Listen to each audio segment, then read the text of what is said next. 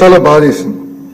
అంటే సొంత పార్టీకి చెందిన ఎంపీని ఇట్లా ట్రీట్ చేస్తారా, భిన్నాభిప్రాయాలు ఉంటే ఏకంగా కస్టోడియల్ టార్చర్ చేస్తారని నిజంగా నాకు ఆశ్చర్యం కలిగింది.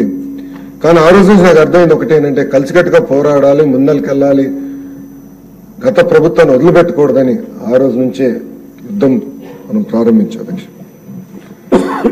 అంతేకాకుండా అధ్యక్ష, చంద్రబాబు నాయుడు గారిని అరెస్ట్ చేసినప్పుడు నాకు మీరు అండగా నిలబడ్డారు.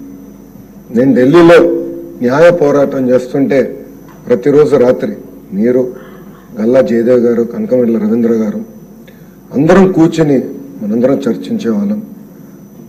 మీటింగ్ అయిన తర్వాత కూడా మీకున్న అనుభవంతో కేసు ఎలా వెళ్తుంది, దీన్ని ఎట్ట చేస్తే బాగుంటుందని మీరు కూడా అనేక సలహాలు ఇచ్చారు. ఆ సలహాలు కూడా ఆనాడు మేము తీసుకుంటాం కూడా జరిగింది అధ్యక్ష.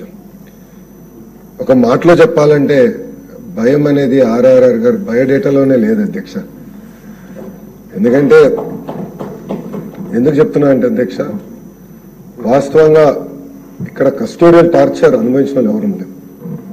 కేసులు పెట్టారు, మా పైన రాళ్ళు దాడి చేశారు, సోడా బాటిల్స్ ఇసిరారు, నా పైన కూడా SC/ST కేసు పెట్టారు, అటెంప్ట్ టు మర్డర్ కేసు కూడా పెట్టారు. కానీ ఏనాడు కస్టోడియల్ టార్చర్ అనేది మాకు అసలు నిజంగా ఆలోచించలేదు అధ్యక్ష. అలాంటిది మీరు ఆ రోజు ఇబ్బంది పడినా మిమ్మల్ని, మీకు బెయిల్ వచ్చి ఏకంగా హైదరాబాద్ మిలిటరీ హాస్పిటల్లోకి చేర్చాలి, అక్కడ రిపోర్ట్ రావాలని వెళ్ళినప్పుడు కూడా కార్లో కూడా మీరు వెళ్ళేటప్పుడు నవ్వుతూ వెళ్ళారు అధ్యక్ష. భయం అనేది ఎప్పుడు మీరు చూపించలేదు.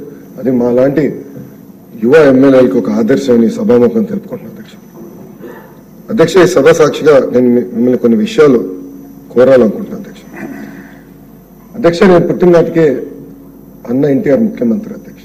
నేను పెరుగుతున్న వయసులో శాసనసభను చూసి పెరిగిన వ్యక్తులు. ఇక్కడ చాలా మంది సీనియర్లు మాట్లాడే విధానం చూసాం. రాత్రి 2-3 వరకు కూడా శాసనసభలో చర్చలు జరిగేది అధ్యక్ష. ఒక స్పిరిట్ ఉండేది అధ్యక్ష. వ్యక్తిగతంగా ఎవరు తిట్టుకునేవారు కాదు అధ్యక్ష, సబ్జెక్ట్ మీద మాట్లాడారు. అది అయిన తర్వాత బయటికి వెళ్ళి అంటే అపోజిషన్ పార్టీ, రూలింగ్ పార్టీ శాసనసభ్యులు కూర్చుని టీ తాగే రోజులు అధ్యక్ష. మళ్ళా ఇష్యూ గురించి బయట కూడా చర్చించారు.